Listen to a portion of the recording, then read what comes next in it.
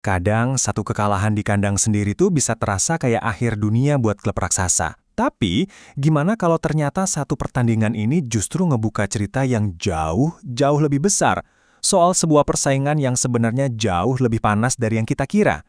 Nah, kita bakal mulai dari satu malam yang benar-benar mengejutkan di Paris. Ini dia, Parc des Princes 20 April 2026.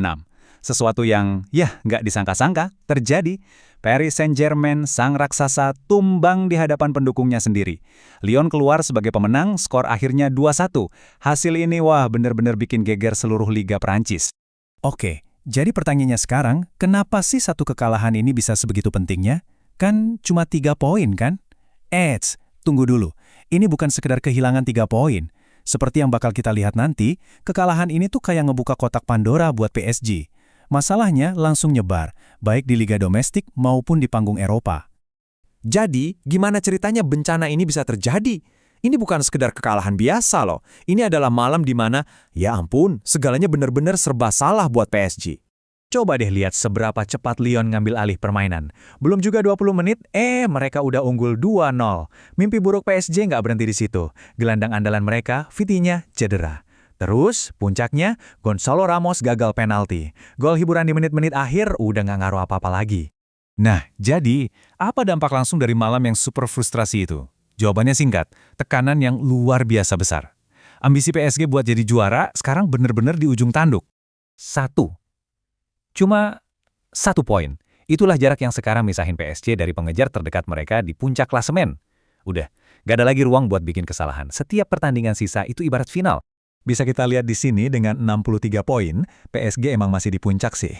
Tapi, Lens sekarang nempel ketat banget, cuma beda 1 poin, 62. Sementara itu, kemenangan ini bikin Lyon makin kokoh di posisi ketiga. Keunggulan nyaman yang dipunya PSG lenyap seketika.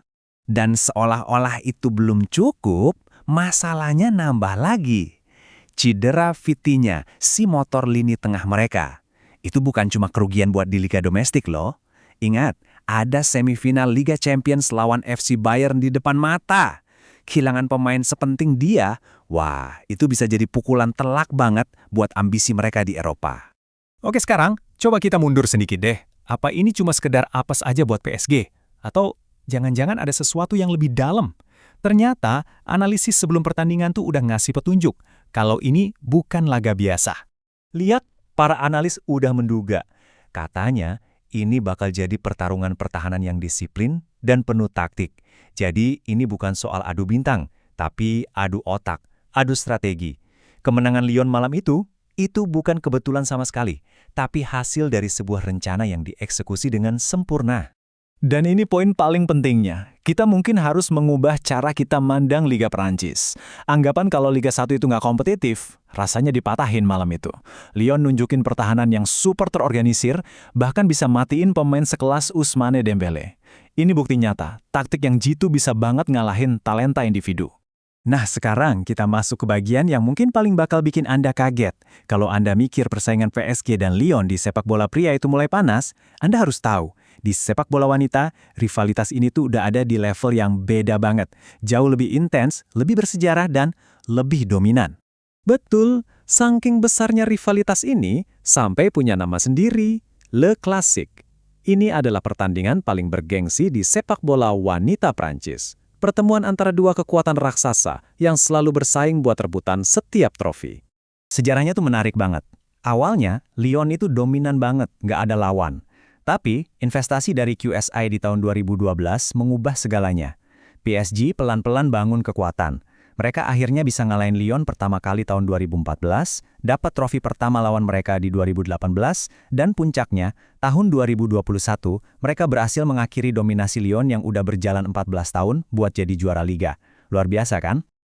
Sekarang, buat benar-benar paham segede apa skala persaingan ini, kita harus lihat angka-angkanya. Dan percaya deh, angka-angka ini bakal bikin Anda melongo. Coba bayangin, dari total 79 pertemuan, Lyon menang 53 kali. 53! Terus PSG cuma 8 kali. Angka ini nunjukin betapa dominannya Lyon secara sejarah. Dan ini juga yang bikin setiap kemenangan PSG atas mereka itu rasanya spesial banget, monumental. Kesenjangannya makin kelihatan lagi kalau kita intip lemari trofi mereka. Lyon punya 40 trofi utama. 40. Bandingin sama PSG yang baru punya 5. Dan yang paling gila, 8 gelar Liga Champions punya Lyon.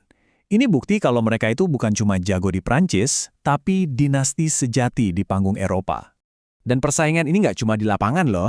Dengan anggaran yang sama-sama gede, keduanya itu terus perang buat dapetin pemain-pemain terbaik dunia. Yang menarik, dan mungkin agak nyakitin buat fans PSG, Lyon bahkan berhasil ngebajak beberapa bintang terbesar PSG dalam beberapa tahun terakhir. Ini kan jelas bikin rivalitas mereka makin panas lagi. Semua ini membawa kita ke pertanyaan terakhir.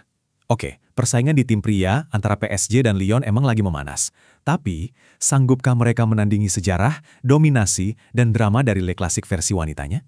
Jangan-jangan, selama ini, rivalitas yang sesungguhnya ya ada di sana.